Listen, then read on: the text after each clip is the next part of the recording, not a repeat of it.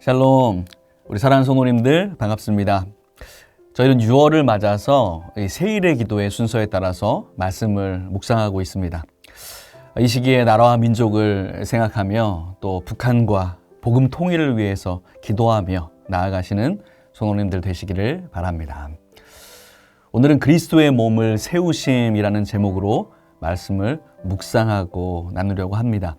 먼저 우리 본문의 말씀을 한번 읽도록 하겠습니다. 12절부터 20절까지의 말씀 제가 읽도록 하겠습니다. 몸은 하나인데 많은 지체가 있고 몸에 지체가 많으나 한 몸임과 같이 그리스도도 그러하니라.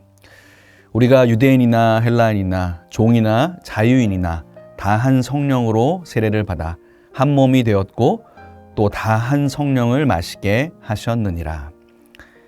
몸은 한 지체뿐만 아니요 여럿이니 만일 발이 이르되 나는 손이 아니니 몸에 붙지 아니하였다 할지라도 이로써 몸에 붙지 아니한 것이 아니요 또 귀가 이르되 나는 눈이 아니니 몸에 붙지 아니하였다 할지라도 이로써 몸에 붙지 아니한 것이 아니니 만일 온몸이 눈이면 듣는 곳은 어디며 온몸이 듣는 곳이면 냄새 맡는 곳은 어디냐.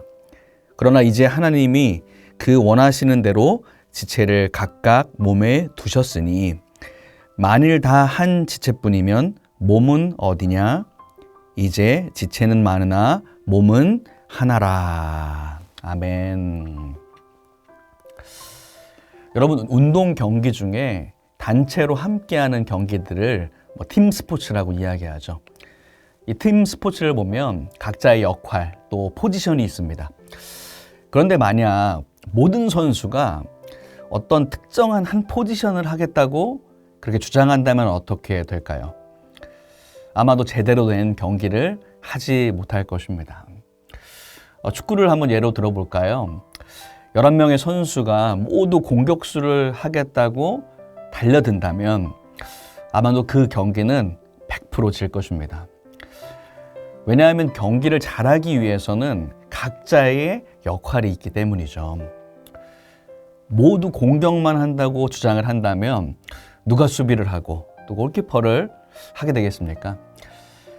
한때 우리나라의 축구가 수비가 많이 약했었는데 아마도 수비수보다 공격수를 모두 지원하다 보니까 처음부터 수비수로 다져진 선수들이 부족했다는 그런 이야기도 있었습니다.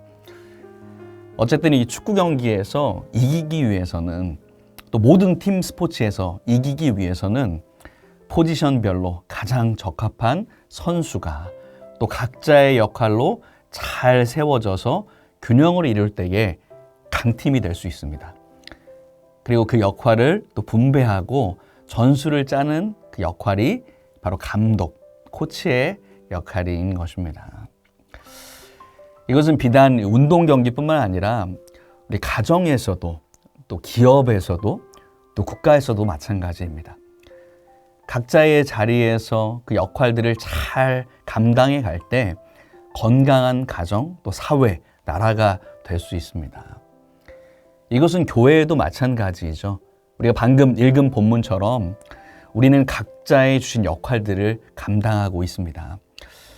하나님께서는 이 땅 가운데 예수 그리스도를 통해서 교회를 세우십니다. 초대 교회부터 시작하여서 지금까지 이 땅의 교회를 통해서 주님의 뜻을 이루어 가셨고 또한 주님의 나라를 확장시켜 나아가셨습니다. 그런데 하나님은 자신의 뜻과 계획을 교회를 통해서 이루어 가실 때 하나님이 만드신 우리 성도들을 통하여서 일하십니다. 성도 각자에게 역할을 주시고 또 은사를 주셔서 주님의 몸된 교회를 이루어 가시는 것을 볼 수가 있습니다. 오늘 본문인 고린도전서 12장 말씀을 살펴보면 처음에는 먼저 성령의 은사에 대해서 말씀합니다. 내가 너희에게 은사를 줄 것인데 은사는 여러 가지이지만 성령은 같은 분이다. 한 분이다. 또 직분도 여러 가지가 있지만 주님은 같은 분이시다. 또 사역은 여러 가지들이지만 그것을 이루시는 하나님, 그분은 한 분이시고 같은 분이라 말씀합니다. 그러니까 각자가 여러 은사와 달란트를 받게 되지만 그것을 주시는 분은 한 분이시라는 것을 강조합니다. 바로 하나에서 나온다는 것이죠. 그러시면서 이렇게 각자에게 은사를 주는 이유는 무엇이라고 말씀할까요? 7절 말씀에 보면 이렇게 기록합니다. 각 사람에게 성령을 나타내심은 유익하게 하려 하심이라. 바로 주님의 사역을 감당하는데 또 교회 가운데 유익을 주기 위해서라는 것이죠. 그런데 여러분, 한 분이신 주님으로부터 그 선물로 각자가 받은 은사들이죠. 각자 받았습니다. 그리고 그 은사는 유익을 주기 위한 것이라고 분명히 말씀하십니다. 그런데 만약 교회 안에서 서로가 서로를 보면서 자신이 갖지 않은 은사를 가지고 있다고 해서 다른 사람을 시기하며 다툼이 있다고 하면 어떻게 될까요? 각자 직분과 역할이 있는데 서로가 어떤 직분이나 자리를 갖기 위해서 싸운다고 한번 생각해 보십시오. 그것은 그 은사를 주신 분의 마음에 전혀 맞지 않는 것입니다. 여러분, 은사는 무엇입니까? 헬라어로 카리스마, 우리 각자 개개인에게 주시는 선물, 은혜입니다. 하나님께서는 각자에게 합당한 은사의 선물을 주셨는데 그것에 감사하지 않고 다른 사람의 것들을 보고 서로의 것을 보고 그것을 다툰다면 주님의 마음은 어떠실까요? 이러한 모습을 오늘 본문에서도 우리 몸에 비유하여서 설명하고 있습니다. 21절 말씀 또 23절까지 말씀 제가 한번 읽겠습니다. 눈이 손더러 내가 너를 쓸 데가 없다 하거나 또한 머리가 발더러 내가 너를 쓸 데가 없다 하지 못하리라. 그뿐 아니라 더 약하게 보이는 몸의 지체가 도리어 요긴하고 우리의 몸에 덜 귀히 여기는 그것들을 더욱 귀한 것들로 입혀주며 우리의 아름답지 못한 지체는 더욱 아름다운 것을 얻느니라. 이렇게 말씀합니다. 여러분 한번 이렇게 상상해 볼까요? 만약 그 제 눈이 손한테 너는 참 쓸데가 없다. 또 제 머리가 발한테 너는 왜 맨날 힘들게 걸어다니기만 하고 냄새도 나니까 넌 참 쓸데없다. 없어도 된다. 이렇게 한다면 그것이 말이 되겠습니까? 22절. 혹이라도 우리의 몸 가운데 이 상대적으로 약해 보이는 부분이 있을 수 있습니다. 하지만 각자의 맡은 역할을 하기 때문에 그 온몸이 정상적으로 건강하게 살아갈 수 있는 것이죠. 그럼 만약 우리의 몸 가운데 가장 작다고 생각되는 없어도 될 것 같은 무엇이 있을까요? 새끼발가락 하나가 없다고 한번 생각해 볼까요? 만약 그 발가락이 없다면 여러분 어떻게 될까요? 그 작은 발가락 하나 때문에 우리는 몸의 균형을 제대로 맞출 수가 없을 것입니다. 제대로 걸을 수도 없을 것입니다. 작은 발가락 하나도 그렇게 요긴하다는 것이죠. 몸이 그러하듯이 우리 교회 안에서도 그렇다는 것입니다. 그래서 우리 안에 혹 작은 지체, 약한 지체라 할지라도 더욱 귀하게 여겨주면 모든 지체가 서로 더욱더 아름답게 된다라는 것이 23절까지의 말씀이 되어집니다. 성도 여러분, 오늘 본문을 통해서 우리에게 말씀하시는 바는 무엇입니까? 27절. 너희는 그리스도의 몸이요 지체의 각 부분이라. 여러분, 교회는 예수 그리스도의 몸입니다. 우리들은 그 예수 그리스도의 몸이요 각자가 은사대로 역할과 또 직분과 사역을 가지고 있다는 것입니다. 하나님이 맡겨주신 그 은사대로 사용받는 우리들은 하나가 되어야 한다는 것을 말씀하고 있습니다. 몸의 한 부분이 다른 부분에게 손가락질을 할 수 없듯이 우리도 한 교회의 공동체 가운데 그렇게 해서 안 된다는 것을 교훈하고 계십니다. 몸 가운데 분쟁이 있을 수 없다고 말씀하죠. 다리가 아프면 팔이 그 다리를 주무르고 돌보듯이 하는 것이죠.